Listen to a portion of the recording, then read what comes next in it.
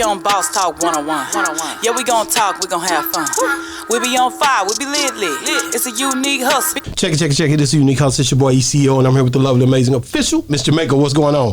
Nothing, no more there, well going. I want y'all to stop what you're doing right now. Go like, subscribe, follow us on all social media platforms. I mean, our Instagram, Facebook, TikTok, Snapchat, you name it, we're on it. Just Google Boss Talk Podcast 101 and all our platforms will pop up. But if you want to see our visuals, you definitely got to hop over to our YouTube channel. There you'll see all of our exclusive content.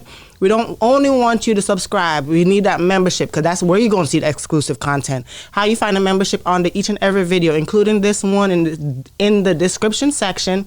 Go ahead and click that. Follow the instructions.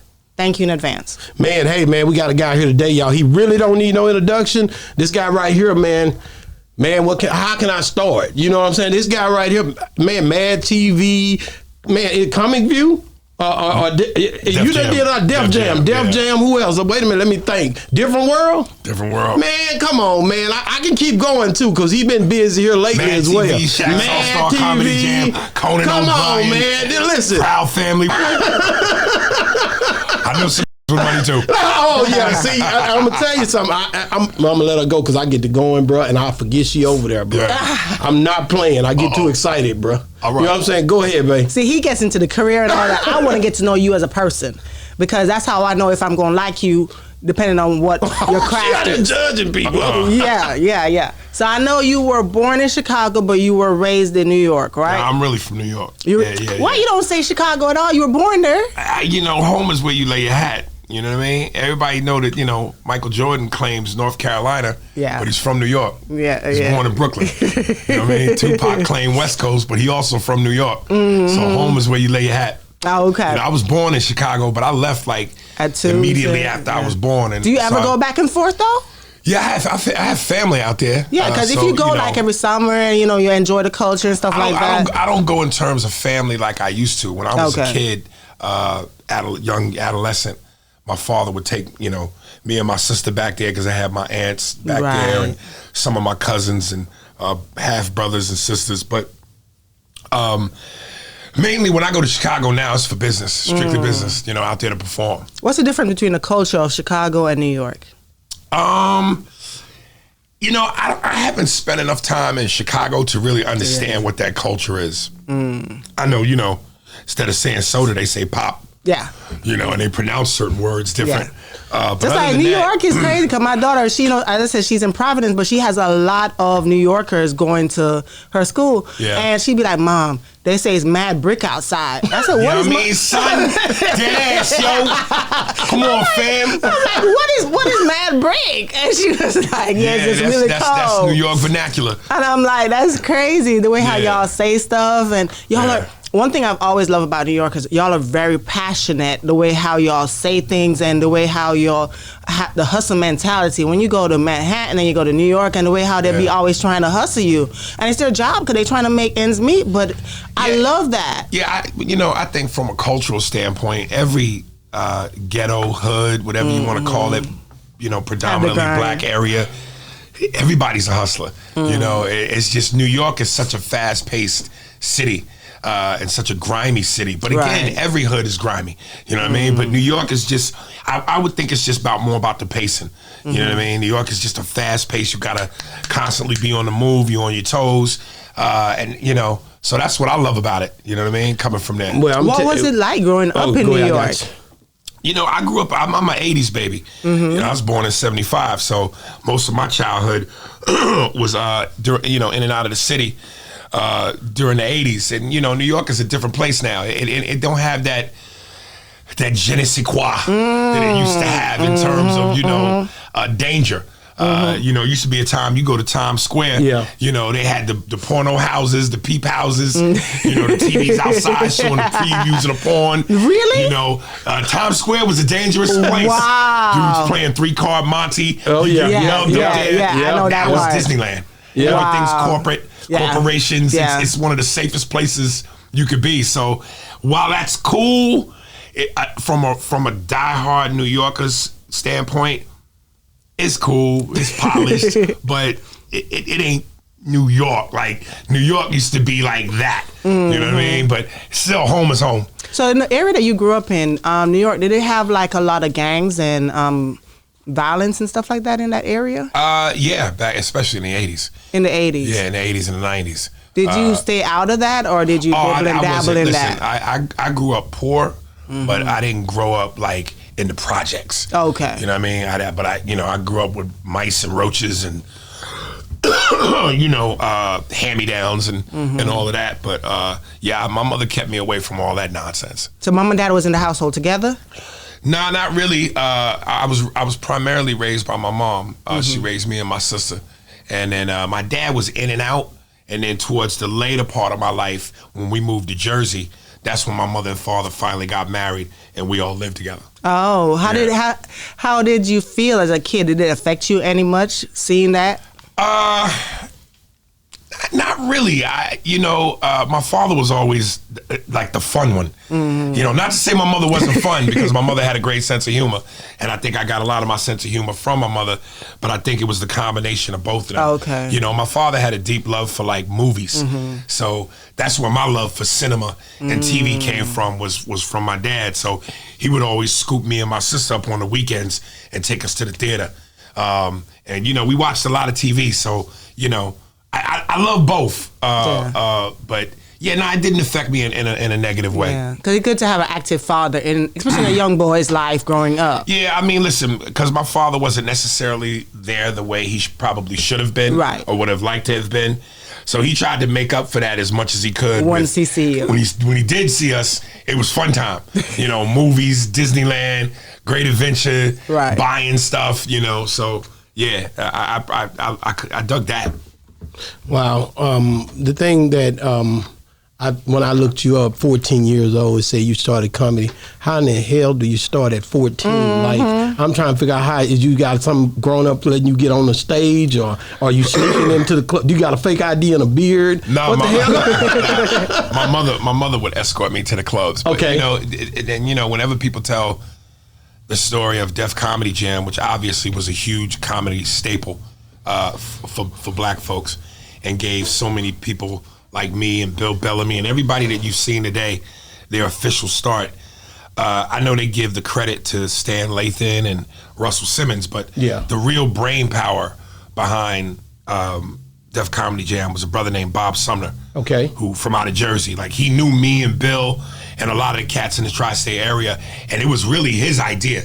And he took it to Stan Lathan and took it to Russell, and then they put their name on it and stamped it, which made it official, which allowed us to get, to HBO. Wow, and the thing, just starting out early like you did, man, a lot of doors start to open up for you early too. You know what I'm saying? Like when you look back at, and you was, like now, when you really, it's something you said when you was talking about the Katt Williams thing. We're going to get into that later, but it's just the fact of being a legend or being somebody that people predominantly, a GOAT, like the years and stuff that you put in is a long run, like to be who you are now and still be here, because a lot of them ain't here no more. Yeah, I mean, if I'm going to brag on anything, that's probably my biggest sticking point, is the longevity factor. Yeah. I've been doing this now officially 33 years, so come April of this year, it'll be 34. And it's the staying power. Dudes come and go, but it's about the longevity. If you can, the longer you stick around, the longer you remain relevant, especially, look, man, I ain't been in a huge movie since Jerry Maguire, and that was like 99, 98, 99. So it's been over 20 years. You know what I mean? And I haven't been on TV since Mad TV. I've done little appearances here and there, but as far as anything major or consistent, I haven't been in that public eye like that. And yet, let other people tell it, I'm still one of the most relevant, respected cats in the game. So that's a testament to my staying power and my material and some of these interviews that I do where people can understand. I try to be as authentic as I can. Even if I go against the grain of what's popular in people's opinions. So, I just do me, man. But what's stopping you from being in those films? Blackball. They blackballed him. Let's just get it out there.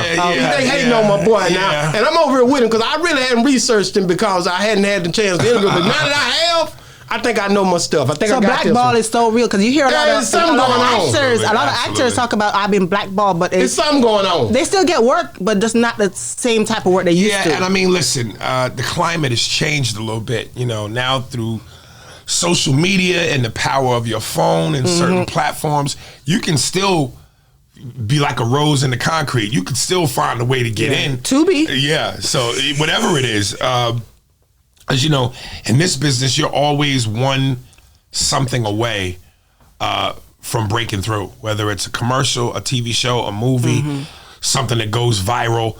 You know, whereas, you know, back in the 80s and the 90s, all you had was the platform of television or a movie. Right. And if you couldn't get through with one of those, then, you know, you had a fight up on your hands. But now with all these different avenues, you know, you can sneak your way in there. And at the end of the day, money talks. You know, so once you show that you can produce revenue, all that other shit go out the window. So when you think about like even Taraji, because you know the other day we were talking about, you know, The Color Purple, she did The Color Purple, but she came out on that interview and was talking about the pay for black females and how she's been underpaid and how she felt and so forth. And you've been in the industry somewhat. What do you feel about what she said? You know, that was part of my thing that I tied into the Katt Williams situation.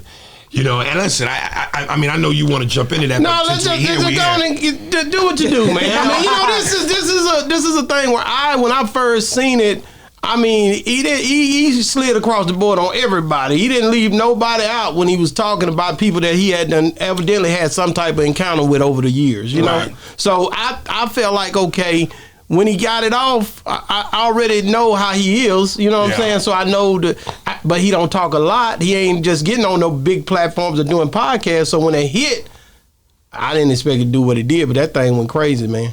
Yeah, you know, listen, and I'm catching flack for it like a motherfucker on my page. You know, it's like I'm Scarface at the end of the movie where I'm on the balcony with 1,000 Colombians trying to shoot at me.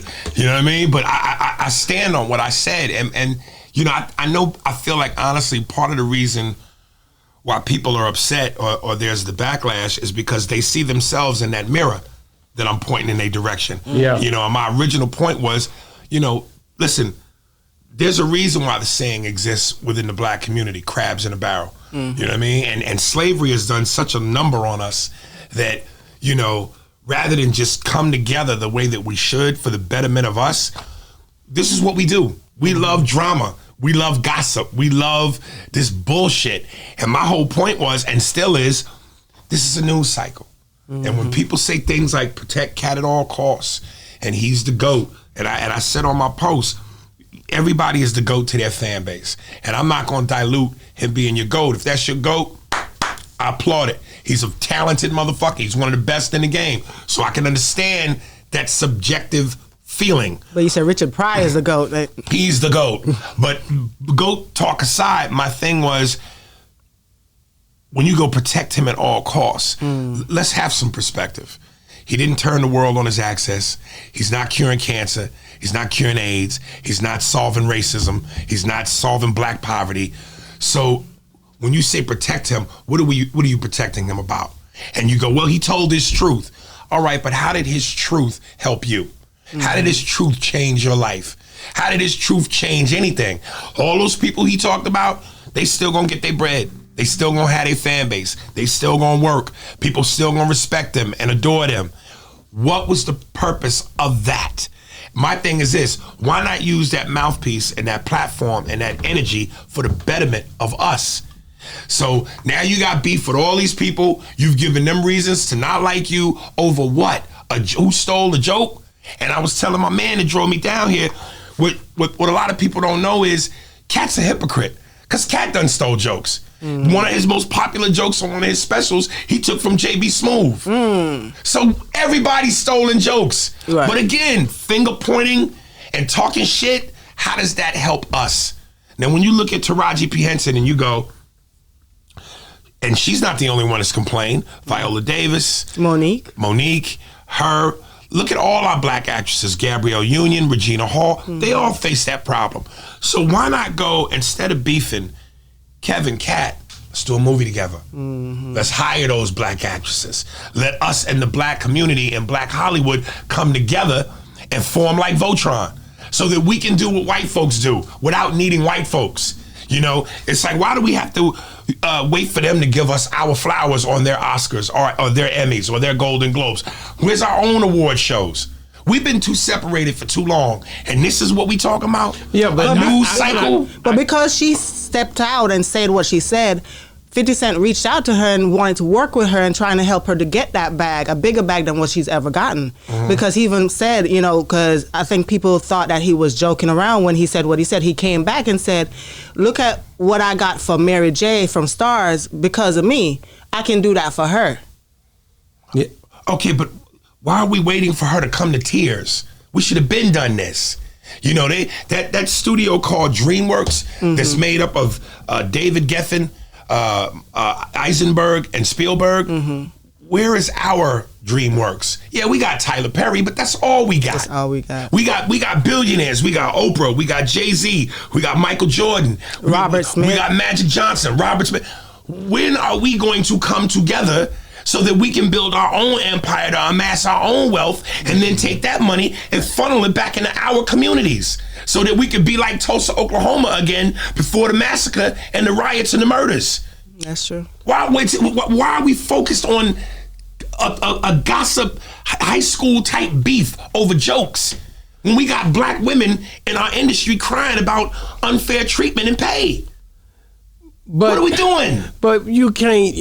I got to be the devil's advocate because you've had beefs or different situations with different people that you've said this or that about, whether it be whoever, Faison, all y'all back and forth, all y'all have done. You and Mike, I seen the thing where you was just joking and y'all had a little joking back and forth, you know. But all I'm saying is, that's the way, looking from the outside looking in, it's like all of y'all are comedians and y'all have all had y'all day, you know, where y'all went back and forth with each other. He just came out and just slid across everything that he ever thought he had an issue with. Okay, but what did it change? How did it move the needle? How did it move us forward? And if people really paid attention to my post, I said in the post, yes, I'm guilty of doing the same thing. Yeah. But I'm also 45. I'm tired of being a 45-year-old, 15-year-old. Yeah. At what point do we grow up?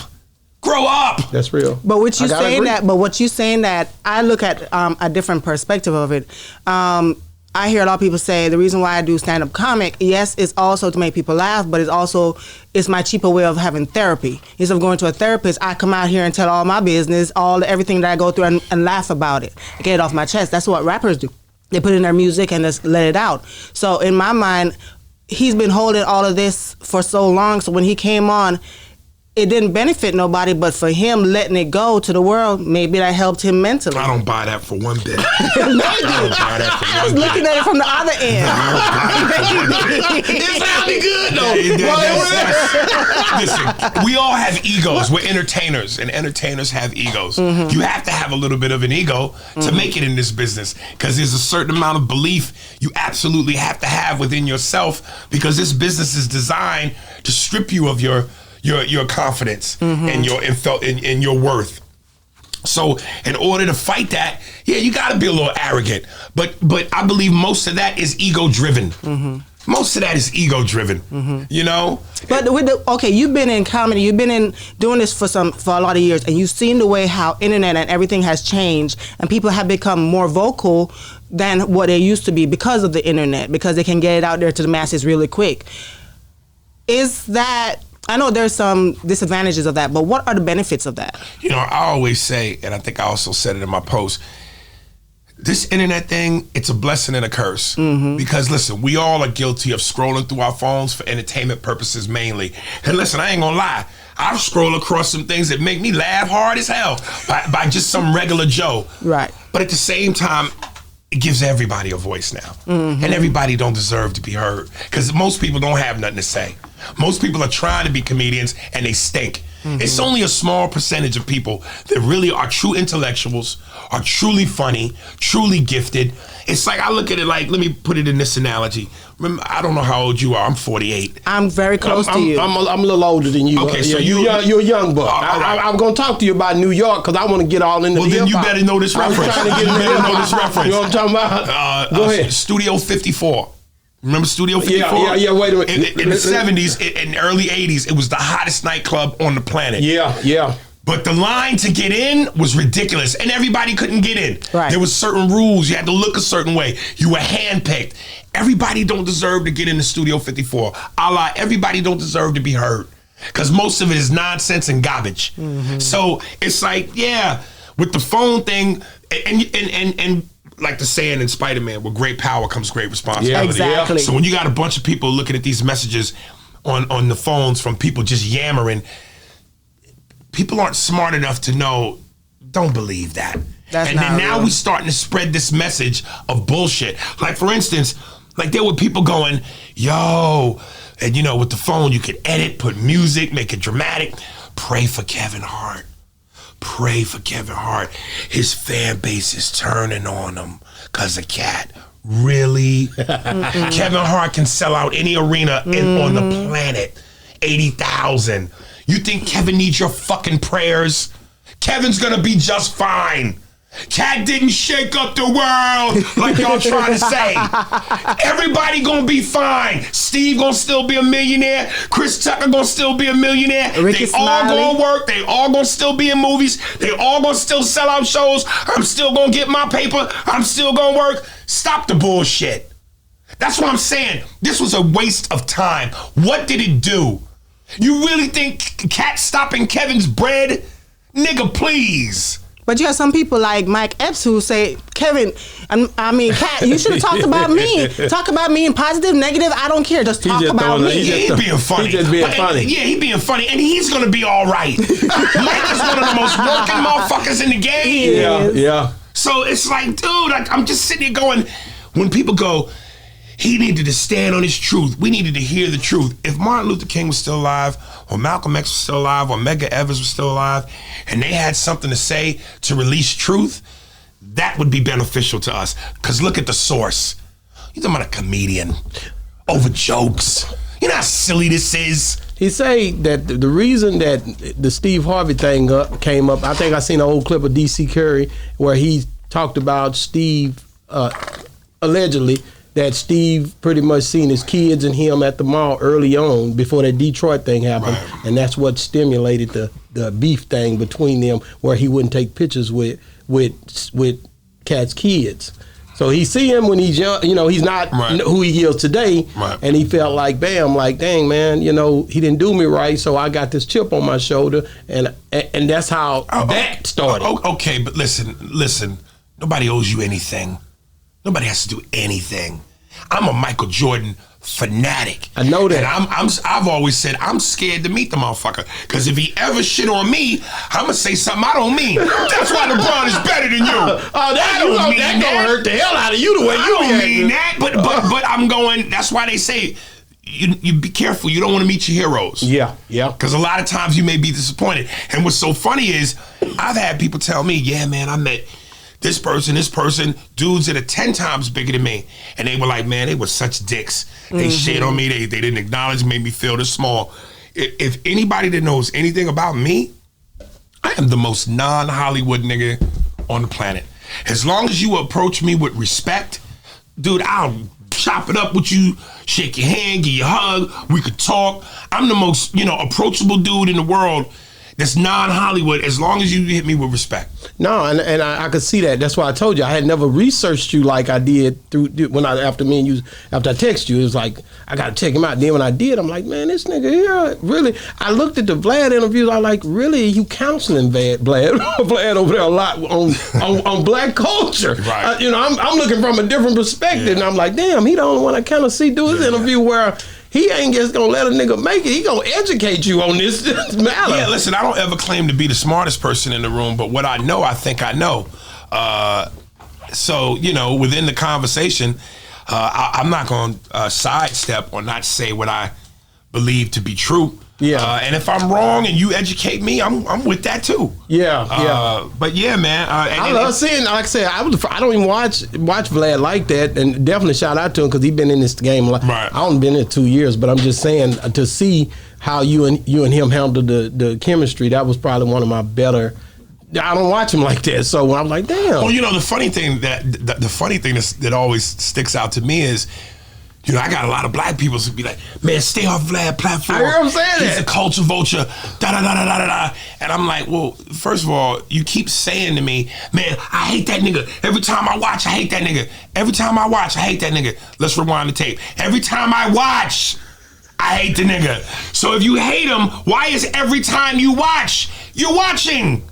So he knows what to do to keep you engaged. Yeah. That's just called, smart business. Yeah. And listen, and I also go, it ain't like I'm on there for free. He pays me. Correct. He pays me a nice 5 figures. Yeah. So if my choice is either stay home on a Tuesday and do nothing and earn nothing, or go sit down for an hour and a half and walk away with 5 figures where I could not make anything, what am I gonna do? No, I agree. I'm gonna make the money and I get to check them. No, I see it. I see it. That's a win-win to me. I'm enjoying it. When I see it, I'm like, okay, I see what's going on now. Yeah. Like you and your passion probably gonna get you in trouble all the time because when you speak, the tonality and the way you deliver. Listen, man. My mouth is it's my greatest asset and my biggest detriment.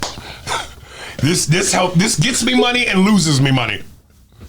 I see it. I'm telling you, I said, damn, what he say? It be profound. Like it hit different. So when I'm seeing him take these blows, it's like I hope he don't get upset because he really giving it to him. And I know that's not his thing. He's professional. And I even said to people, I finally said one time on the show, I said, guys, I'm reading the comments, and y'all always go, well, this is the last time Vlad gonna have him on.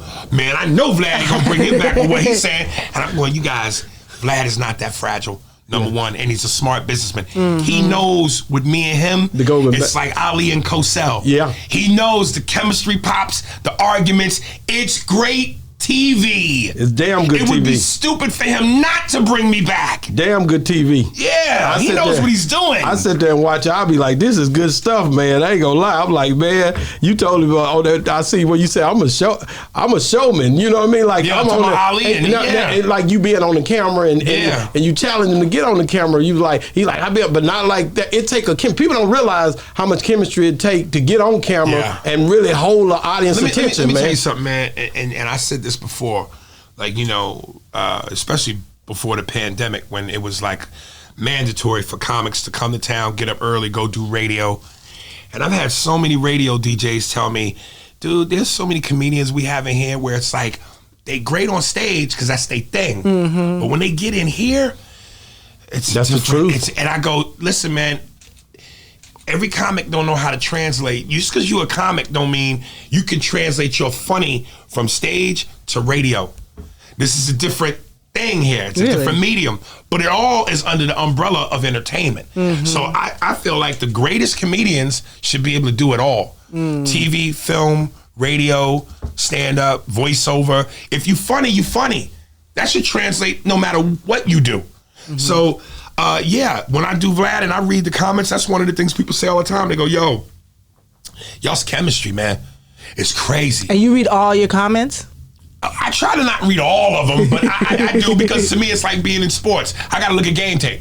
Okay. I mean, I gotta know what people are saying, right, so I can look at the tape and go, okay, next time do this instead of that. That's right. Say this and don't say that. That's right. So, and certain points, because with Vlad, how he got his camera set up, if my interview is here and I got a camera that's here, even though I know I'm here, I turn and I play into that camera. I've seen you do that. I've seen you do it. You know what I'm saying? It's like, and a lot of dudes don't know. That's an entertainer too. That's an entertainer because whenever you're on stage, you got to work the stage because you have people not only in front of you but over here. Because I hate when I sit on the side and all you do is paying attention to here. You don't ever look this way. It's working the stage. Right. It's complete. That's what I'm saying. It's certain jokes and certain things I say. If I turn and look directly in that camera after I say it, that's the punchline. Exactly. That's the joke. Exactly. That's what makes people go, oh, this nigga. Yeah. So you have to know all of that. So it's like, yeah, man, it's look at game tape, man. Yeah. I gotta That's study this lesson shit. 101. Y'all need to learn this. Hey man, listen, DMX, man, I seen you that did RIP to DMX, but Yeah, I seen RIP. you did that skit long time ago on that show with him, man. Like that was I didn't know that. And when I seen it, I'm like, damn, he so and back then I'm gonna bring the dress thing up and all that. Yeah. Like you was early on that. Like, do you think that this big facade where when you put this dress on, like we just had Brandon T. Jackson on here, he was saying after he wore the dress, he felt like, like damn, like because of his belief system, that wasn't a thing for him. But that's you've later done on it he figured that out. over and over again, And we'll do mad it again. Because let me tell you something. That stigma, I don't buy into that. First of all, men in drag has always been a comedy staple. And it's funny because this is when you read some of the comments and you see where people aren't educated. Because one of the talking points that black people bring up is, it's emasculate black men. You don't see white men doing that. Are you out of your mind? They wear kilts. No, but forget the kilts. Dustin Hoffman in Tootsie. Robin Williams is Mrs. Doubtfire. Exactly. Tom Hanks in Bosom Buddies.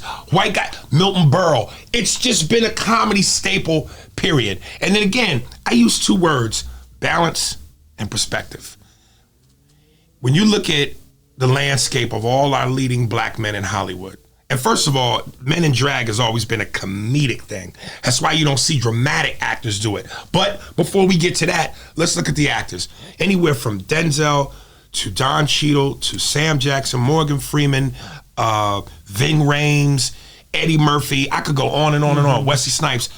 They play far more roles not in a dress than they do in a dress. Right. And in terms of positive black male imagery, we've played everything from superheroes to lawyers to doctors to judges, politicians, cops, loving fathers, devoted husbands.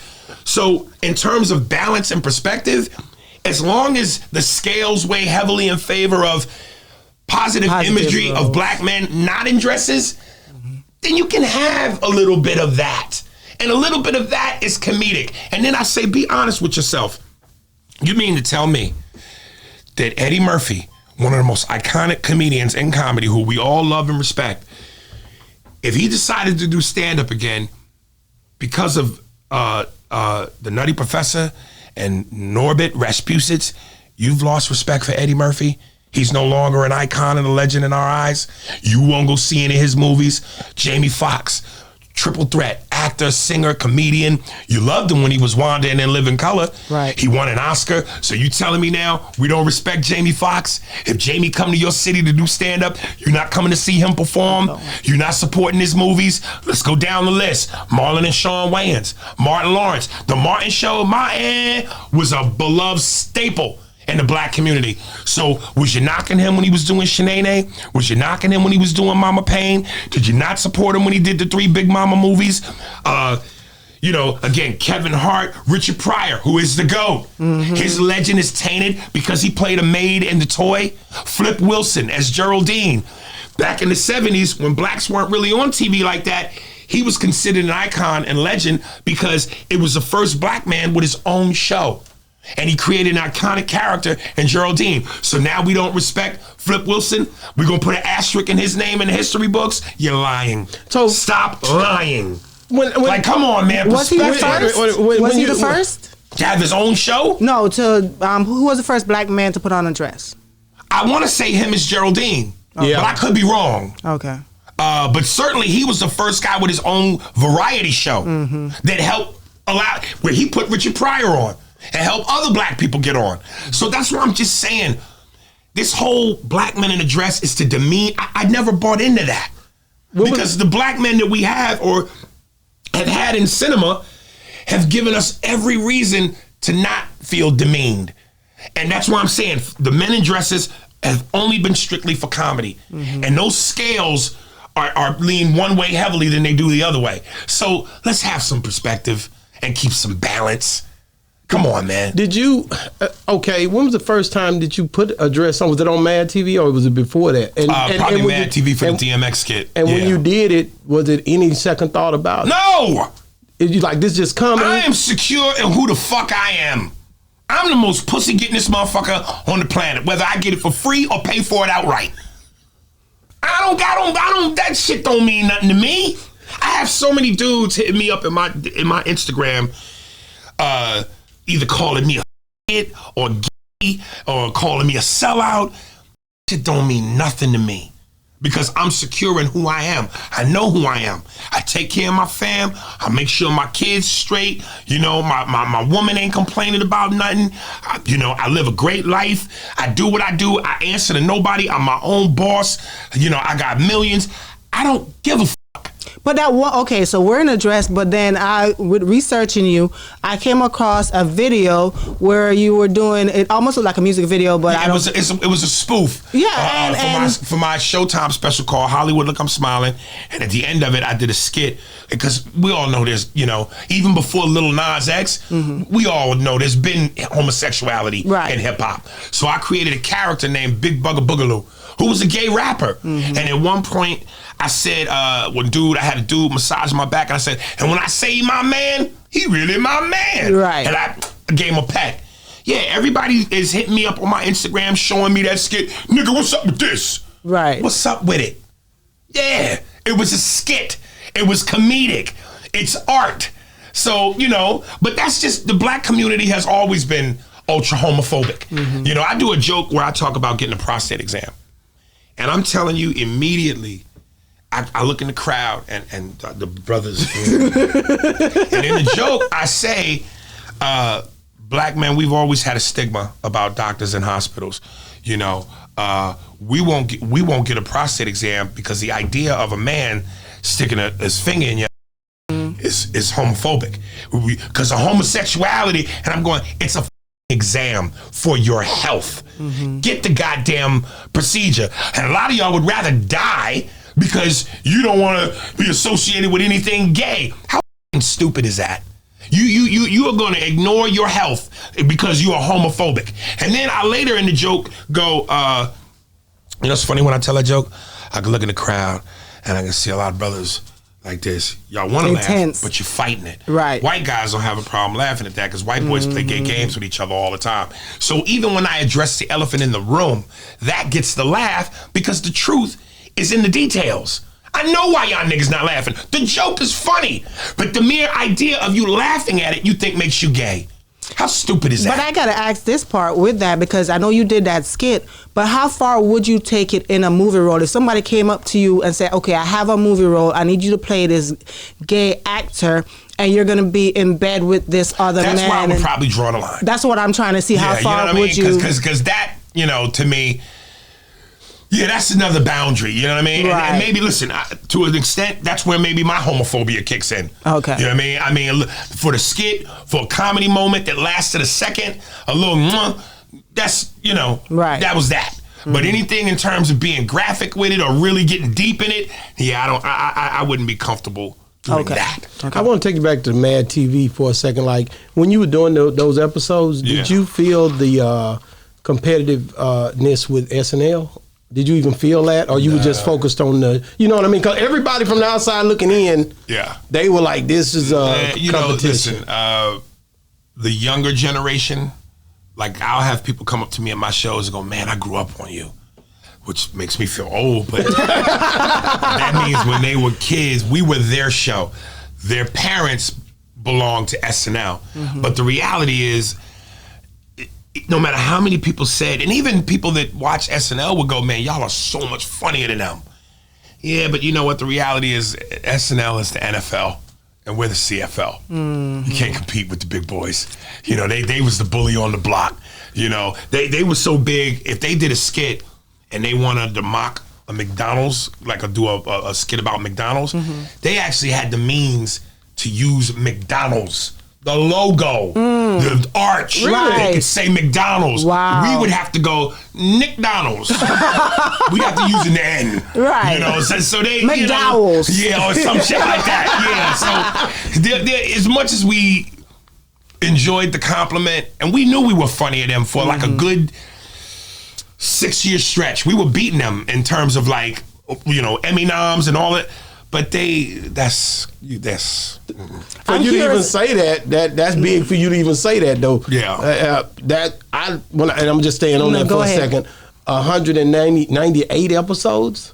This is what they're saying that you appeared in. Mm-hmm. You played a major part in that. Like when people look back in history and they look at that, it ain't gonna just go away. And I can't believe that you hadn't been in more stuff. And Living Color, was that in the midst of that or after that? We were after that. Y'all was after that. Yeah. So all this stuff is, you know what I mean? These are things where really I feel like you test in the water a lot of times, like doing things that had never been done before, right? Yeah. I mean, and also, that golden era of the 90s, before all this wokeness and political correctness and this moisture age we live in, we could get away with we got away with shit that you couldn't get away with today. That's right. You just couldn't get away with today. So we were like uncut cocaine. We was pure. Hadn't been stepped on, mixed, nothing. Now today everything is diluted. Yeah.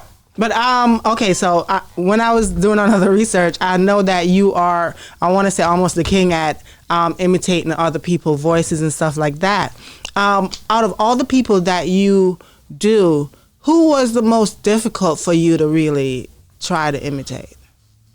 For a long time, and I've always been a huge fan, still am to this day, of one of my favorite TV shows of all time, Sopranos. So I would always watch, and I would want to do a James Gandolfini, Tony Soprano, and I could never get it. But then one day I was watching this dude who was on America's Got Talent, and he was constantly posting him either doing Paulie Gualtieri from The Sopranos or James Gandolfini.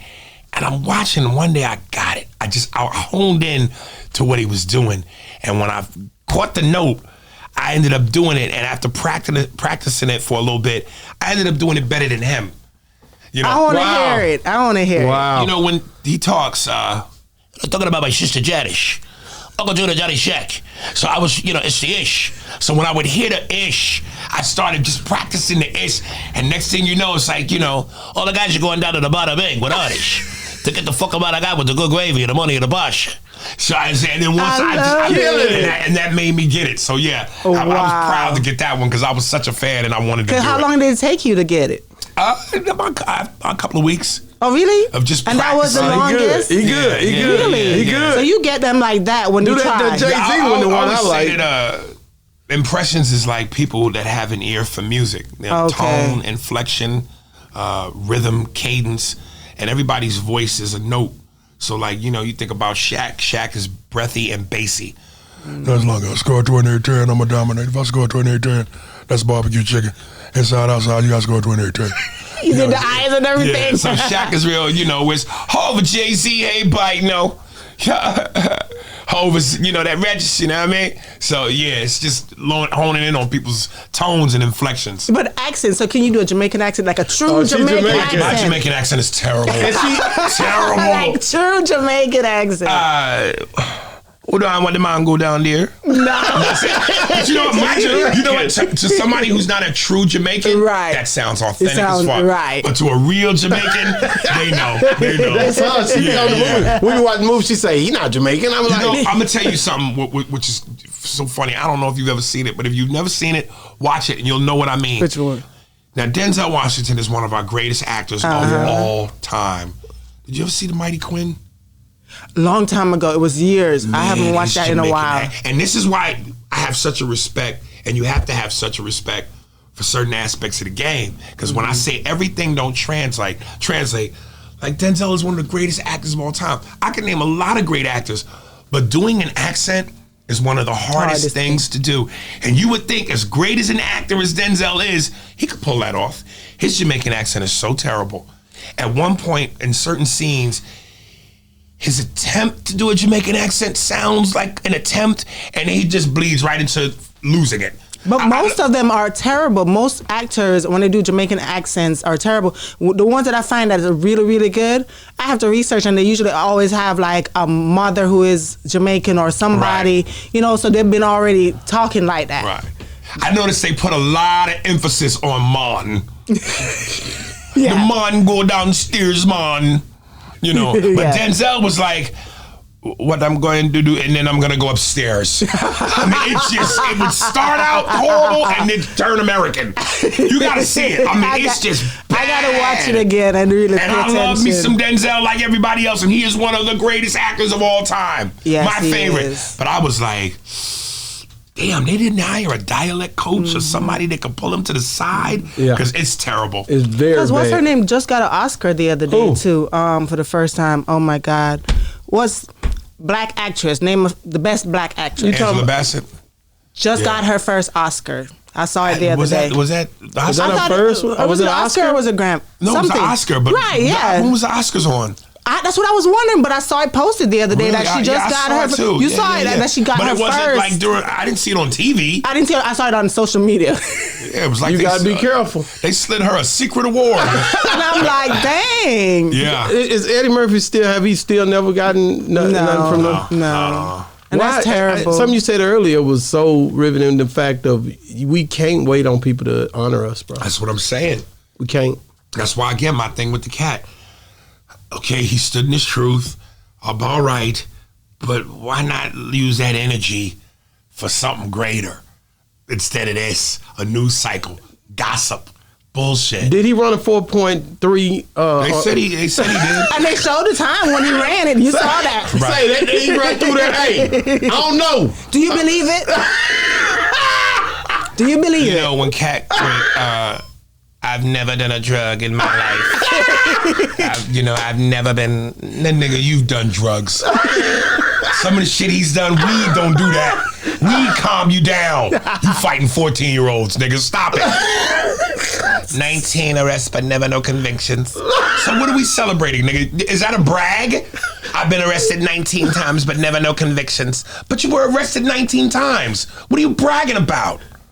Damn. LeBron James, I've been to the finals a gazillion times, only 4 championships. What are you bragging about? I know that might not be the best analogy, because the positive thing is he won the championship. Yeah, but you be giving LeBron hell, Well, bro. I don't want to. A lot of people love LeBron now. But he's Absolutely. I'm a Michael Jordan fan, so I'm not going to even go there I'm a with Shaq you. fan. I didn't like Michael Jackson What? back Michael then. Jordan? Michael Jordan, sorry. Michael Jordan, I did not. I was always rooting for, everybody was Michael Jordan. I'm opposite. Malone. No, all right. Shaq. Shaq and Kobe was my team. They wasn't even old enough. They wasn't even old enough to do nothing back then. I'm old. I Larry know. Bird. I used to love Larry Bird. Larry cool, but Larry, now you say Isaiah Thomas or something, that's different. You know what I'm saying? Them boys worked hard, but he kept knocking them out the way. They couldn't get in. Mailman, Malone, them boys have nightmares right now Michael about Jordan Michael Jordan. was and is very talented. But he I'm showed gonna us who give the that. GOAT was. But- I don't like going there because I know who the GOAT was. Just like I don't like And the he Cowboys. Yeah. I'm not a Cowboys fan because You a hater. everybody because they're so-called America's team, but they haven't won a Super Bowl in how long? But everywhere I take you, don't you see the jersey? Don't you see the people? The Yeah. reaction is great. You see it all over America. You Yeah. got to acknowledge it. He sees it. Everywhere he go, even in Kansas, even though they win, you're going to have a couple of old jerseys like my boy. Dallas is like the Lakers, you know? That's right. It's just a franchise that is adored heavily and hated heavily. Yeah. So, They're the best brand. Brand-wise, they are the best brand ever. Yeah, but the one thing I can say, man, when you seen like you see Katt Williams, and he's the type of guy that he gonna come back from this. Kevin's gonna come back from this. I agree with you 100%. But there's nothing to come back No, I mean from. far as with the internet is right in your face. So Yeah, but again, this is why I go, we have to be careful with this, because the message that is sent out is that somehow they need to come back. They took a L. Cat damaged their careers. That is ridiculous. Nobody needs to come back from anything. Nobody really even needs to respond to anything. They're going to still be the millionaires they are. And while all the people that are like, ooh and ahhing are worried about what's going on with that bullshit, how's your life? Mm-hmm. Are you rich? that's real. Do you have a boss you have to answer to? Do you have a grind that you got to get up and do every day that you hate because you're not living your dream? Chris Tucker, all them people, Ricky Smiley, Steve, Cedric, they're living their dream while you work for somebody. Yeah. They're living their dream while you punch a clock. Mm-hmm. While you cheerleading for them, you got their back so hard, protect at all costs. You're so protective of them. You come to my page and you calling me a cornball nigga, or this, or that. Is Cat paying your rent? Is he putting your kids through college? Is he putting dinner on your table? While you cheerleading for this man so hard? How has he changed your life by his truth? Wow. Did you, But hold on, but it's almost the same. Like, okay, so when Will Smith slapped Chris Rock, did Will Smith actually come back from all of that, like how he did before, like how he was before the He's slap? Will Smith, he'll be fine. He'll be fine. Time heals everything. That's true, but he And when hasn't you- been working like he used to. Okay, well, does that mean what? He's living out of a No, he's cardboard box not. now? No, he's not. And he'll be fine. Trust me, he'll be fine. Soon as he does that next movie that kills at the box office, yeah, he's Will Smith again. It's ridiculous, you know? well, I got to ask you about this because you're in Texas now. When did you start having an issue with Lizzo? I got to ask you that. Like, I never had an issue. You just said something and everybody in the internet just sprung to it? Yeah, I never had I don't know the woman personally. I've never met her. I don't have an issue with her. I was being a comedian. That's Okay. what I am. I'm a comedian. What did he say? Well, it was I made a joke about you made a joke. how she looked and whatnot. You know. And then we had Faison on here, and he said something about it. To be honest with you, we're like, Yeah. you know, why is he talking about fat people? You know, you had lost a little weight too. Then too, I was looking Yeah. at you. Yeah. So it's like you used to be a little bigger, and yeah. you done trimmed down now. Yeah. It's almost like, okay, we got to protect the fat people at all costs. Yeah. You know, that again, as much as I love social media, kinda, as much as it can be a blessing, it is definitely a curse. Because I'm telling you, it gives everybody a platform. I mainly use it as a promotional tool. Either tell you what show I got going on, and also if you do it right, you can make money off of it. You know what I mean? So from a business standpoint, that to me is the greatest gift you can have. But the fact of the matter is, the mass majority of the people on there ain't using it for business. They don't know how to use it for business. They got no reason to use it for business. So they on there for the likes and the comments. When I post, I don't post to just be posting. I'm posting with a purpose. I'm making money. You know what I mean? For the comedy clips that I post, I'm making 5 figures a month off of Facebook. You know, certain things that at the end of all of one of my posts, I always go and subscribe to my podcast, blah, blah, blah, blah, blah, blah, blah. Because when I get those numbers up and I use those advertiser dollars for my podcast, I get paid. Right. I'm not doing shit for likes and comments. I kind of felt like you somewhere here recently started to figure it out even more, like about the monetizations. Just looking at through What I started to figure out was this, and Warren Buffett has a great quote. If you can't control your emotions, you can't control your money. And I would get into verbal wars with people on Instagram. Motherfuckers say something to me, well, motherfucker, blah, blah, blah, blah, blah. And then those people report you, your account gets blocked. Now you can't monetize. You've taken yourself out of position to make money because you couldn't control your emotions. Fuck them. It doesn't mean anything. So put your ego away, ignore shit, continue to monetize, continue to build, continue to, build relationships and make money. You know what I mean? That's the best thing you can do for yourself. Wow. I was going to say something about what you were talking about. It slipped out my head. I'm going to be real with you. You just, like I said, you come through really in a way to where you educate more when I watch your interviews, to be honest with you. Like I didn't know that at first. I know my aggression can be a turnoff. Oh, it's crazy. It can go either way. It can go either way now. I'm a New Yorker. I'm an Aries. I'm a man. So I got all of the alpha shit that lined up. My zodiac sign is Aries. I'm April 3rd. So we a fiery sign. So between me being an Aries, me being from New York, me being a man, I got all the ingredients in the hostility gumbo. Yeah. You know what I mean? So, yeah. But that's just who I am. I'm just, that's just who I am. I'm sitting back. I was sitting back looking at it this morning. I said, "Boy, this dude right here, he got a hell of a punchline, and you do know what you're doing. You come from a long line of being on TV, and then now standing on that stage. I seen you do a few jokes that was hilarious about this one black guy in Houston. I think he had 2 white girls with him. Yeah. That was King hilarious. Frito. Bro, I enjoyed that. I'm like, I'm glad somebody had the camera on this in there. They tell you to cut that camera off. So, like, how is it like when you look at being in stand up and all these years, the people following you? How much? What's crazy or what's confident thing that has made people really made you really feel a way about people? Like when it come down to it, like your fans, something that they done that kind of moved you. Did they have a tattoo on them of you? I would hope not. Oh, you never know. You know, I've seen it. I seen a dude the other day put a dude on his leg. This is what I mean when I go, you know, and I'm not a real big football guy. My extent of knowledge of football and enjoyment comes from playing Madden. But as far as like really watching the game, knowing players, knowing plays, I'm not part of the cult. Right. But dudes that get like the players' names and faces and the team logos tattooed on them. And more importantly, when I look on social media, dudes that get in fights in the stands, I'm going, these players don't know you. A lot of what y'all fighting for in this tribalism, the sports tribalism, a lot of these same dudes, they go to dinner together. They hang out with each other.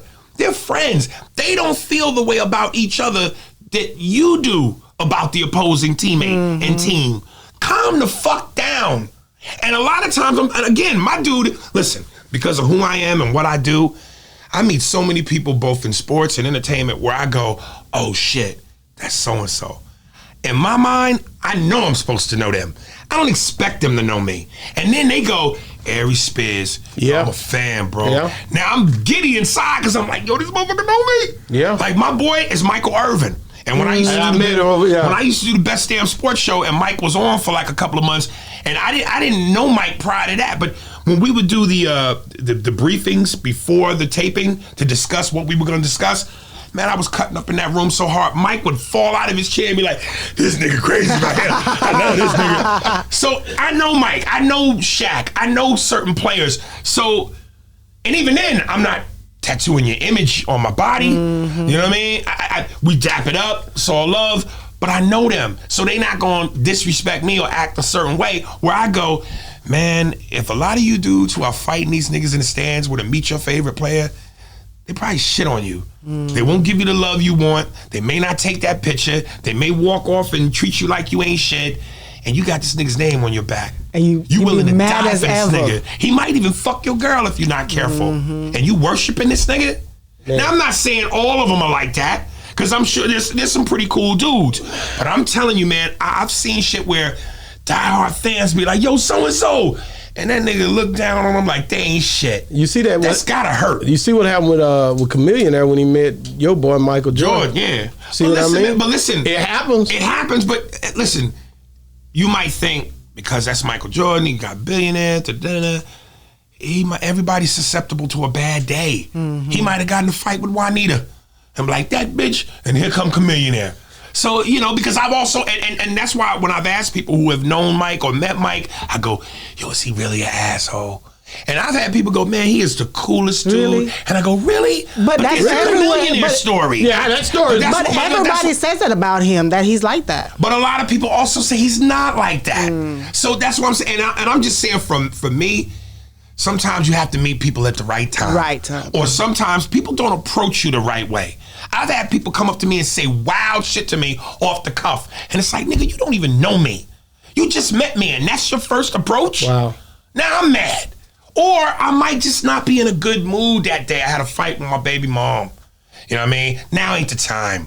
But for the most part, I try to make sure that anytime I walk out the door, I put on that face. Because you know, when you famous and you hit the public, you kind of belong to the public. And that's how I always felt as a consumer of a celebrity's work, is the fact that I understand that you're a human and you have bad days and all of that, but you signed up for this. This is what because so whenever you walk out the door, people are going to come to you. Can I get a picture with you? Can I get your autograph? Can I da-da-da? And you're supposed to have that great spirit, because no matter if you're having a bad day, if you have to go on stage to perform, you're going to do what you're supposed to do on stage. So why don't you do the same thing in front of your fans? Because these fans are going to buy your stuff. It's a little different, because when you go on stage, the people that have bought the tickets, they're there. They've bought them.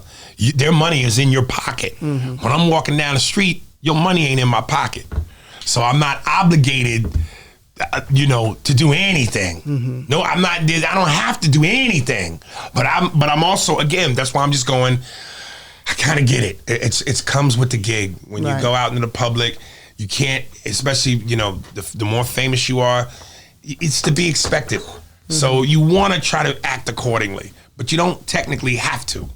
You know? Right. Well, I got to ask you about, and you don't have to answer it or you can, because you have a long history of stuff. Corey Holcomb, I seen you name him during Breakfast Club days as your Mount Rushmore. And he's still on it. He's still on it. And like, but you guys kind of, over time, people go through stuff. Like, do you think you guys are ever, you know what I mean? I hope so. You see what I'm saying? I Because so. I love seeing y'all chemistry. But this is what I'm talking before about. That. Yeah, You know what I'm this saying? is what I'm talking about when I say growth. For me to sit here and go, oh, because we had a beef, he's no longer on my mind. That's some female shit. That's vaginal reaction. He's still there. It don't change who he is as a comedian. He's still one of the coldest in the game. And yeah, I would love to hopefully one day we could work together, because that's part of the growth. If I was to sit here and hold that grudge and go, man, I ain't gonna ever fuck with that nigga, and he might not ever want to fuck with me, and that's fine. But you know, again, for the betterment of us. You know, let's figure shit out. Yeah, because like I said, you one of those guys that, like I said, you history, you ain't going nowhere. You know what I'm saying? I look at, like, I talked to Country Wayne yesterday, but those guys, the newer comedians, I asked this question to everybody, and I'm not going to continue to ask it because I seen an issue when I came in the game. Me and Bubba Dub talked this morning too. These internet guys that come in the game the way they're coming in now, when you look at the Desi Banks, the Marco, the Funny Marcos, all of them, which I deal with those newer guys, like, and I deal with a lot of the guys that come from going to those comedian halls, like you was in Harlem and really bringing it. You know, these guys didn't have to go through that. But when you see them and you see the way that they're doing things now, how do you embrace it as a comedian that came from that, you know, from that rugged grind? You know, as long as you have substance and you got staying power. You know, I mean, the landscape has changed. You know, the grind is different because of social media and these platforms. So I don't knock the hustle. Just stick around. You know, as long as you're putting out quality work and, you know, work that has substance and meaning, and you stick around, that speaks for itself. Everything else will take care of itself. You know, it's so hard to make it in this game. Fuck how you get in, just get in. Yeah. I don't care if you go through the basement, climb over the roof, come in through a side window. However you get there, get there. Wow. You know? And Country Wayne Netflix special, a lot of people, he got some backlash on it. I watched it. I've been to his shows, so I support him. I know that he can bring out people that's 15 or 16 all the way to 80. I seen the crowd response. I seen him set 3,700 people in those seats in Houston when he invited me to the show. And, you know, him and Mike Bless and all us, we hung out. I know he got it far as that go, you know what I mean? Yeah. But, you know, a lot of people say he got some backlash on. What was the backlash? It was the fact of he wasn't good as, you know, some people, you had Janae Sayers saying that Netflix special wasn't just, you know, on 10, you know what I mean? Oh. So, and you're going to get, because all of this stuff. Did you see it at all? No, I didn't know. Yeah, but all of this stuff is you can have your opinion on It's one all way or the other. subjective. Yeah, it's All subjective. Yeah. So, but he's sitting 3,700 in these seats and he's doing Netflix specials, man. He getting money. You know what I'm saying? You know, listen, I just booked Madison Square Garden, not the big theater, no, the Hulu theater, holds 5,000. And you know, up until this point, I mainly do comedy clubs. I've done a couple of theaters, but with other people. So would that be your biggest one? Myself. Okay. Congratulations. So, where is this at? In New York? Square Garden. Oh, it's gonna go. That's your home. And when is that? May 18th. May 18th. So y'all need to go buy y'all tickets. Okay. I'm fly. He said, "You going? I'm gonna fly. I'm gonna come up there because you here. It's a different thing with me, bro. I pull up. You know. And then I'm also at the Wilbur Theater in Boston on May 14th. Wow. So yeah, man. It's progression. You know, it's all about progression. So as hard as it is to get there, as long as you get there, so what? What's the hardest city you've ever had to perform? Oh, Mississippi. Why? Yeah, I like niggas that read. Watch your mouth, man. We're in the South. Your ass is down there. No, but y'all. We're in the South. No, this is the South, but not really. Not really. When we talking about Alabama, Mississippi, Georgia, it gets deep. That's slavery South. Some of them niggas just got freed yesterday. You be going down there though. You do shows. No. You don't go down there. I used to. I used to do Stardome in Alabama. I used to do Chuckles in Memphis. Zanies in Nashville, even though I would like to get back to Nashville. But they don't laugh as much at the jokes? It's not that they don't laugh. It's just my energy is so East Coast, and I'm such a fast talker. I think sometimes I don't know that I connect with the South the way. And listen, I've been going to those places, and they've told me, "Hey man, I fuck with you, man. You know, I fucks with you hard, man. You my boy, man." You know, and they tell me they love me the same way everywhere else, but the connection to me feels off. You know what I mean? Like when you look at certain comics like Arnez J, Bruce, they kill that market. You know, I just think they're able to flow a little bit better than I can in that market. And what's your best market? Of course, LA. I love East Coast, West Coast, Midwest, just the deep South. And you love music, right? Who doesn't? So, Hip-hop okay, head. there's a big thing that I've heard people talk about. They talk about music in the up north compared to music down south. That up Well, north, you know, they the Mecca, because he in New York. I'm a Southerner. They proud as hell. I'm gonna tell you that now. I got a lot of friends up there. But I give credit where credit is due, man. You know, listen. y'all listen to a lot of down south music? No. No, they hate us. They gonna hate on us. The Migos and all that confused them. All them damn cadences confused the hell out of them boys. Let me stop Go you. ahead. My man who drove me down here, my boy Red Rock, we was just listening to Meth and Red in the car, and we old heads. So, you know, prior to what exists today, a la the Migos, listen, everybody had their reign. It started in New York, hip hop born out of the Bronx. You know, Jay-Z, like he said, New York, home of the spitters. That's what we do. And then the West Coast took it over. And then the South took it over. Jeezy, Lil Wayne, T.I. Yeah. And I think during that era, very respectable. Very respectable. And some lyricists came out of the South. Andre 3000, T.I., real lyricists. Pimp C before that? Today, Let me just say this. I got Migos and Future and... All I'm gonna say You're just is, not into listen, that. no, but he just said lyricists. We jam down here. That's why come Pimp C said the country rap tune. We looking at a bounce. We looking Scarface. at a Scarface. My boy is Willie D. Hey, you bringing up? That's something I'm gonna ask you about too. Willie D just got a lot of flack behind that new interview he did with Katt. I heard about the flack. I don't know exactly why he caught the flack. He came out and said something about it yesterday or the day before. He was like, you know, they was comparing the two interviews. Shannon Sharp's interview is hard to come behind, but he did that before. Stop right there. Do you see what I'm talking about? This is useless bullshit. Giving another black man flack for what?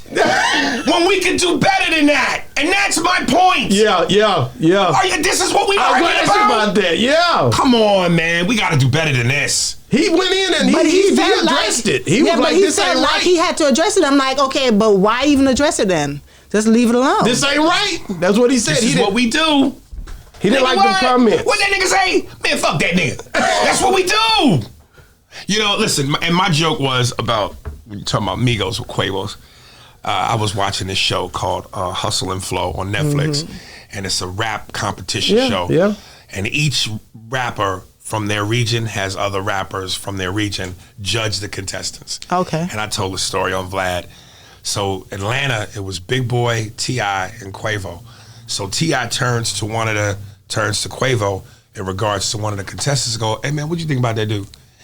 And Quavo felt like he was being put on the spot. So what Quavo said was, what he was trying to say was, well, in English, man, why you gonna quiz me like that? Here's what he said. Man, why you gonna quiz me like that? That's Atlanta. That's today's hip hop. Man, why you gonna quiz me like that? What do they talk like this? They dialect is different. But certain parts, dialect is different. Certain parts where you go, that's where people in the country. Certain parts of the country. It depends on where you're from. And when people were going in the comments, man, Aries don't understand. That's just a Southern thing. I said, don't regulate that to the South. T.I.'s from the South. Andre 3000's from the South. Big Boy, Ludacris, all from the South. You can understand them just fine. That ain't got nothing to do with Southern region. That is fucking ignorance. I don't agree with that. Their mother could have talked like that. But their mother ignorant. Well, you can't do that because they Ignorance is passed down. It's generational. This is something that's in their culture, man. Depends on where you're from. At some point, you gotta learn to read. Jamaicans talk different. They cut up our word. I'm married to one for 20-some years, and I go over there. They cut those words up. They patois those words. It depends on what part you're from. How's that different? If you're Jamaican, if you're English, that's not messing up words. That's who you are as a Jamaican. That's your culture. New Orleans do the same thing, bro. Quit me like that. No, but it's not English. Because even in Jamaica, if you're from Kingston compared to if you're from the country areas, the accent is a little bit stronger. It depends on where you're from. But quit me like that and not an accent. That's not an accent. Just stop it. That's fucked up English. I gotta get out of there. there. Jamaican accent. Give me some Jamaican real quick. Something you would say. It's hard for her to do it, but like, tell me what to say and I'll say it. Anything. Just say anything. Like, where y'all going? Why? I hate to be put on the spot. Where you going to the store or something like that? Say that. Okay. Why don't you? No. She was an Englishman. She been Englishized. You're bad. Like, why you don't go down the store? Let me British accent. British accent. No. British accent. A lot of times people come here and they won't judge you, but not for a little bit. Now that's an accent. Then you're not fucking up the language. That's your accent. Quimilade is not an accent. That's you fucking up the language. I gotta get him out of that, man. We finna get you out of here, but Shannon Sharpe becoming a top interviewer because of this interview has went up past every interview with 40-some million, views, and so like it's the second most viewed under Joe Rogan, but Joe Rogan's gonna pass him. I mean, he's gonna pass Joe Rogan because he's doing it fast. It's moving. Does that set a staple for him, far as being a great interviewer in the field that he's dealing with now? You have to do it more than once. Really? You got to keep Joe going. Rogan's been consistent. That's why he got the $100 million deal from Spotify. He damn sure did. So, no knock to Shannon. That's great. But you got to be consistent. Got to do it again. You can't just do it once. Do you think he can do it again? Who knows, man? I mean, listen, that interview was lightning in a bottle. And it's hard to capture lightning in a bottle consistently. It depends on who you guess. And Katt was a great guess. Mm-hmm. Again, I don't agree with it, but it's all about chemistry. Yeah. I got to ask you about also Jason Whitlock, Stephen A. Smith. You see what's going on with them boys, man. Yeah. Like when you see this still the same goes back. It's the same thing, color for color. Round for round. Like, how do you feel about that? I know Jason Whitlock has always had this undertone of being a sellout or being viewed as I don't want to say Uncle Tom because a lot of black people don't even know the true meaning of Uncle Tom. When you get called an Uncle Tom, that's actually a compliment. Yeah, that's I've heard that. Yeah. If you called a Sambo, now you've been insulted. Yeah, that's right. Uncle Tom is actually not a bad thing. But he's been referred to as some sort of a Sambo. So I don't know all the complete details about the Stephen A. thing. I don't either. He just came out. Some people say he was coming behind Katt Williams and Shannon Sharpe's interview to let them know, like it's pressure over here. Yeah. I'm just being real. Yeah, at the end of the day, I just would like us to do better. I think it's just time. Yeah. And so what are you going to do to change the narrative? Because what the hell is Aries Spears going to do to change the narrative? Because you've been like I told you before, you've been a part of the situation that pretty much spewed up, different things that cause people to feel a way about pressure on this internet with comics. Right. So what are you going to do in 2024 to change the narrative? Anything I can, but I'm not as powerfully based in certain positions to make the kind of change that I would like to make. My platform or my mouthpiece can only do so much. All the other changes that need to happen need to come with me being able to provide or, build some things. So that's gonna take a little bit of time for me because my hustle is a little bit different because I'm not ahead of the pack like a Katt Williams or a Kevin Hart like that. But it can happen. Well, that's the goal. I'm talking about on a dime. That's the goal. You never know. Yeah. See, and when you're talking about stuff like that, you know, because I know Kevin Hart, he talk about the fact that like Katt Williams, he's not really just helping the people around him to grow and so forth. Do you think that is so detrimental, especially when you become a celebrity, you making money, you making moves, that you need to help the people around you come up and create like an organization like, you know, how Kevin has? Yeah. You know, listen, one thing about black people, and I, you know, and I know we don't like to be held accountable, which is why so many people are mad at me, because anytime you hold niggas accountable, they go, fuck that, you know. But one thing I love about my people is when we get it together, we're the best at so much shit than anybody else. We know how to dominate. We life's hot sauce. You know, if life is chicken, we the Tabasco. We know how to turn the volume up on everything. And we're some of the most imitated and copied and stolen from people on the planet. Right. So when you just look at the history of who we are, where we've been, what we've done, life wouldn't be shit without us. We are such a main ingredient to everything. Mm-hmm. So I'm just going, man, if we could just get our heads right and utilize our powers and come together, Avengers assemble, it would be dangerous. But what does it take? First, we got to change the mindset. We have such a Scrooge McDuck, mine. I got mine, nigga, get yours. Instead of going, help me get mine. And if you help me get mine, I can help him get his. Yeah. You know what I mean? Mm-hmm. Like, you think about all these black celebrities on Instagram, comedians, actors. Can you imagine if we, every time I got something popping, it was like an automatic chain. Oh, shit. Aries got something popping, I'm reposting his shit, Kevin Hart. Oh shit, Bill Bellamy got something popping, I'm reposting his shit, Katt Williams. If everybody just took care of each other, man, it would be dangerous. You know, the funny thing about that, what I'm thinking is the fact that, like, because social media is a quick way of how to get information out to everybody at one time, right? So if you did a video showing that you're helping, you know, your friends helping everybody come up, you show unity and organization coming up, some people be like, you know, people always turn the good and make it bad, be like, oh, why he got to put it out there like that? It makes it seem like that person couldn't do it. You know what I mean? And turn people's head around. That's a mindset. Yeah. That's a mindset. Like Kevin, and that's the bad part about it. Like Kevin got over 300 million followers on Instagram. Yeah. Whether it's me or whoever. Let's say it was a Desi Banks. If he reposted Desi Banks performing here at this day, at this time, it'll be sold out. You know how many people are going to see that? Mm-hmm. You know, if we did that for each other, wow. Oh my God. Impactful, powerful. Oh my God. Yeah. But we don't. Now, I what do you think of, and I got to get you out of here, but P. Diddy, how will he end up on this situation if you had to guess? I say if you had to guess. What would you see him at in another 2 years? You know how I put that. Like in 2 years, where do you see P. Diddy? You know, he should just. Is he gonna be all right?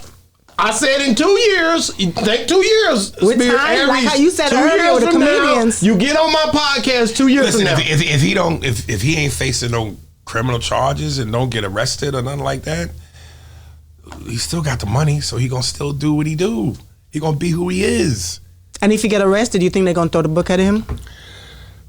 You know, money talks. You know, R. Kelly had money, and he's out, isn't he? Isn't he out? No, he's still in jail. Yes. R. Kelly's not out. I thought he was released. He wasn't released. Where you hear that from? I think you tripping. Are you sure? Really, man? R. You Kelly, tripping? If R. Kelly came out, Bill Cosby. I thought R. Kelly was released. Kelly was out. Boy, it'll go crazy. You know he got followed. You know, I seen you do a sketch on that too. You were early. You was early on that, nigga. You were early. I said, this nigga was early as hell, man. R. Kelly is not out. Oh, I thought he was out. He would have been performing already. Okay. Now he is not out. I don't know where I got that from. That's why I was like, he got money, but they threw the book at him and they is not letting him out. No, and they ain't playing with him either. Yeah, but he also was like really wilding. Yeah, I seen you scared. If P. Diddy is being said to have fucked with grown women, right? And men. I mean, it's a lot going on. It's a lot. I'm just telling you what's going on. The internet is talking. Maybe he'll be honest and come out. Maybe he'll be honest in 2 years, you know? 2 years from now, he honest, and that's wild. I don't And even if know how he that did would, come out and I don't say even know how and that would look. admit it, then what would happen? Do you think everybody turn their backs on him and he would just... No, because he got money. So money is the cure to everything. For people that need to be cured. Real talk. Spielberg pod. Yeah. Let's talk about that. I want to talk about where it's at now. I seen 3 years ago. Yeah. Y'all been getting it in.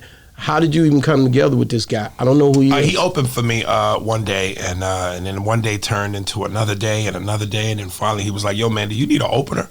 Can I come out on the road with you?" And I was like, "Yeah."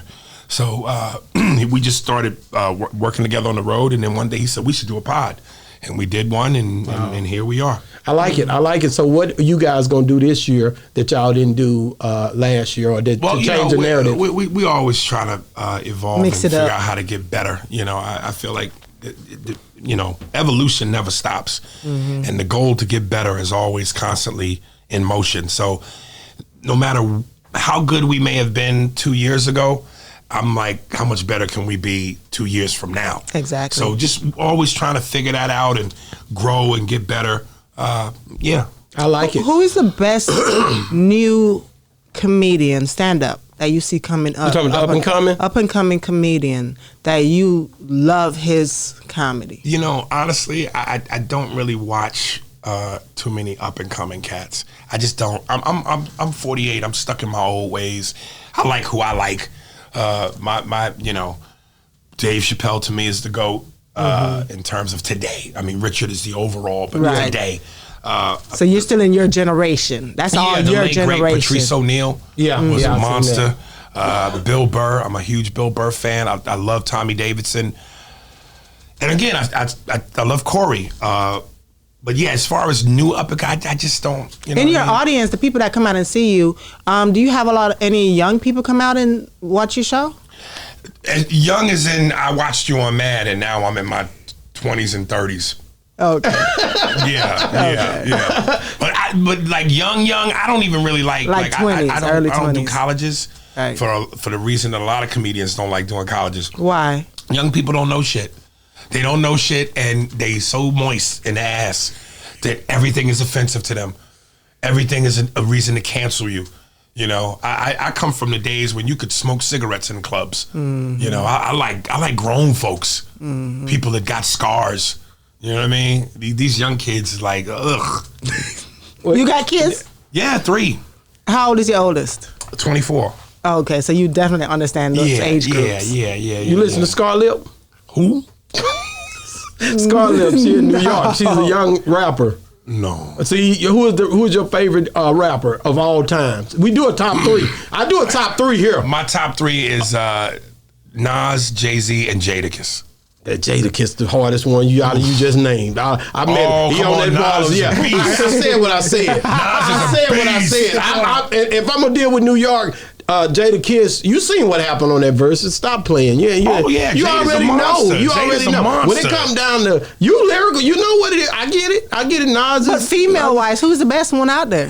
I said Scarlett. He don't even listen to the No, young that's new ones. young. I don't even You listen to mean those. from MC Light. Ever. I would say Ever MC to do Light. I this. said it. She's the best to ever do this as a I'm female? going with MC Light. Yeah. Because Why? everybody else, like Little Kim and Foxy Brown, ugh. Lauren Hill?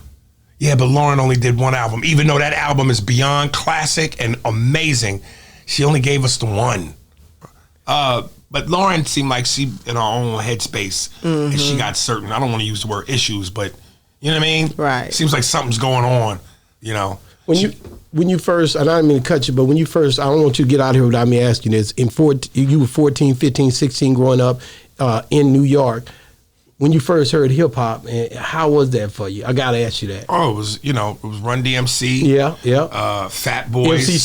MC Shan. D D-Nice. D-Nice. Yeah. So, Cool Hertz? Cool Hertz. Oh, she's Jamaican. I knew you were gonna Kumo say it. D. Yeah. No, I'm not Kumo D. Curtis Blow. Kumo D too. Yeah, though. Curtis. Yeah. But Curtis Blow. Heavy D? EPMD. Eric Sermon, stop playing, man. Rakim. The GOAT. Yeah. He was ahead of his time. Big Daddy Kane. Without him, you don't see these lyrical people the way you see them. Rakim was the one that pretty much was the first one that kind of started that. And that's what I mean when I say, like, I remember I was walking down the street one day in New York, and I'm about to cross the street, and I go, oh, shit, that's Rakim. You seen him. And when I walked up, and I was like, yo, man, I just want to, he was like, yo, God, you that nigga, God. I was like, yo. He rocked with you. He knew who I was. And again, Nas, my favorite. I remember I was at the LA Laugh Factory, and I walked in, and I went straight to the balcony, and Khalees was there. And this is when she was married to Nas. Yeah. So I was like, Khalees, I just want to tell you, yo, your husband is the shit. She stopped me. She was like, he downstairs. He loves you. So I go downstairs, and Nas is in the corner, Avericks jacket, shades, got a Henny. I said, yo, Nas, man, yo, what's up, God? Yo, I fucks with you, God. Yo, you be doing your thing, kid. I was like, oh, I kept my cool. But then I went outside and called my niggas like, yo, Nas, no. So that's what I'm saying, man. It's like, because I'm in the game, even if you're not necessarily a comedian, we in the entertainment game. Right. So, and we fans of what we do. Yeah. But if a regular Joe go up to Nas, and I don't think Nas would because that's not his character. Yeah. But some rappers, your favorite athlete, they might shit on you. And your whole, That's why I'm like, hold on. How did you feel about the Nas and Jay-Z when that thing came together and everybody? Oh, he destroyed Jay-Z. And that Ethan, he destroyed Jay-Z. I agree. I can't even sit there and play with you. I can't even play. Now, that's a dude who I met 3 times, and the first 2 times he was so rude to me. Jay-Z? Yeah. What Jay-Z do? I just, I remember I did an interview. I had to interview Tamia. Okay. And I'm at this little restaurant in Beverly Hills, and Jay-Z walked in, and I was like, yo, Jay, man, I'm a fan. He didn't even look at me. What? He didn't even look at me. He just went straight to talking to Tamia. And then there was another time. What did you say? You were younger? He didn't say nothing else. I didn't say nothing. I just, I was like, you just hurt. Yeah. But now the 3rd time I met him, you said now the same I'm thing? Aries Spears. Oh, okay. So I wasn't really famous then. I get it now. So I went to the Mayweather-Pacquiao fight in Vegas. Mm-hmm. So the fight's over, and everybody's spilling out of the arena into the parking lot. So the celebrities is mixing with the regular folks as they walk into their cars or whatever. Mm-hmm. And Allen Iverson was right here. And all these people were, AI. And then Beyonce and Jay-Z merge a little couple steps ahead of them holding hands. Niggas forgot who AI was. Hell yeah. They all ran to Jay-Z, Beyonce. And it just so happened that as they were walking, I kind of merged at the same time. And I said, yo, Hov, man, I just want to tell you, he looked at me and went, I know who you are, nigga. I know who you are. He didn't want to deal with you. Yeah. Because of all the jokes I've made on him. He acknowledged, like, nigga, I seen you fuck with me. I know who you are. Yeah, so it was a little bit of that was some get back for me. What made you channel into Jay-Z like that? Was it because you had met him a few times and you just intrigued by him? I'm a fan. I'm a huge whole fan. I mean, the nigga lyrically got bars. What's your favorite song? I don't know that I have a favorite song. There's so many. Or a verse that touched you.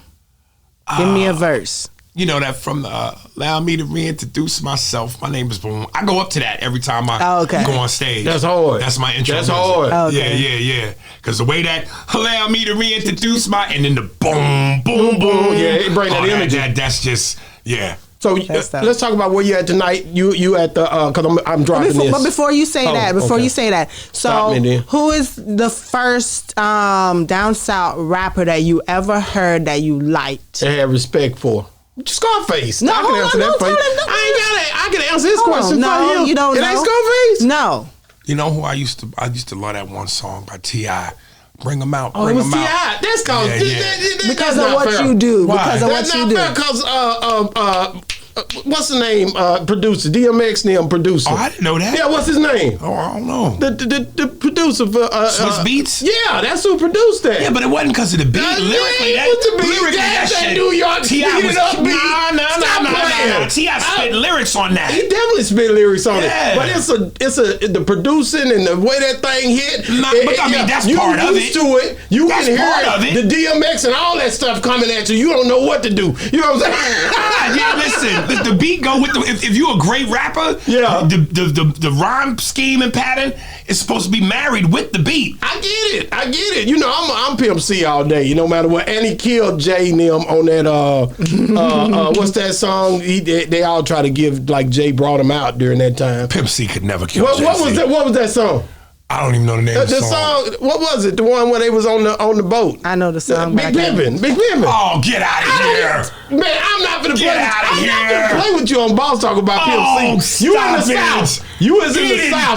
They You on that said song. he had the What? hardest What? 8 bars Them on 8 that bars? song. He didn't, No he didn't use but way. 8 bars. That's all he No used. way. 8 bars. Shout out to Pimp C. You know I'm gonna hold you down. I'm gonna hold you down every time. But I'm telling you right now, when he say what you know about them Texas boys, that's all he had to say. I'm from Texas. He won all. Listen, one of my favorite songs to this day is Ghetto Boys. Don't. Why you gotta love it? You in the South. Oh, that's yeah. When you heard that one, you know you like them boys. I can't lie. I can't lie because y'all But they again, proud. They proud. Listen, I don't associate Houston as the South. What you mean? I know it is technically, but What you mean? No, y'all don't have that twang that the real South. Man. Like, y'all are so listen. Dallas Depends on what part of Texas you Houston go to. Is so metropolitan and so big. It Yes, it don't is. feel like the South. When I say we the city. South, like Mississippi, You done had a bad Georgia, experience in Alabama. Mississippi. No, them slow talking man. Like they are this far removed from the way they move. There's certain parts of Texas that when you go, you're not gonna understand not one word they're saying. Listen, I've been to Beaumont. I've been to Odessa. Yeah, San Antonio.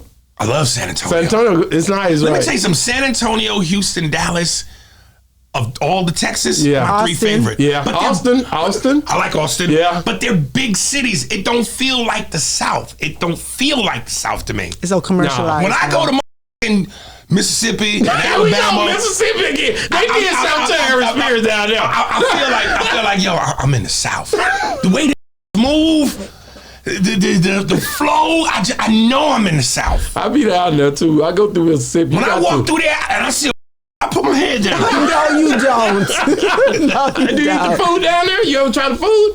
Food is great. Food is great. Food is great. Let me tell you something, and this is why I say this, and I do this in my stand up.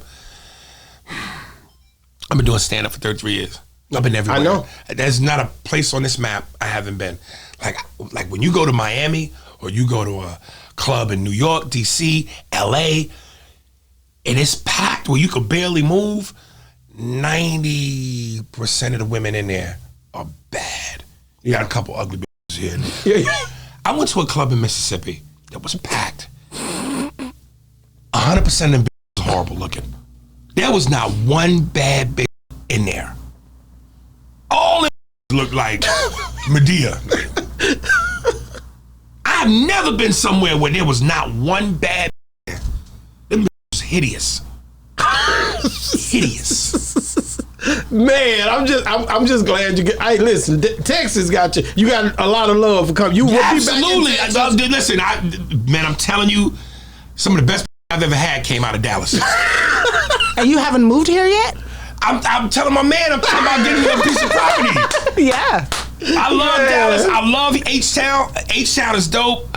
San Antonio is dope. You know, especially if you like Hispanic women too. You know, the Mexicans. But no, man. Let's talk South now. I got to talk about the show tonight. Like you at the Addison Improv. Yeah. Man, so how's the flow being? How's the Great. love? All the shows have been sold out. We added a late show, third show today, Saturday. Yeah.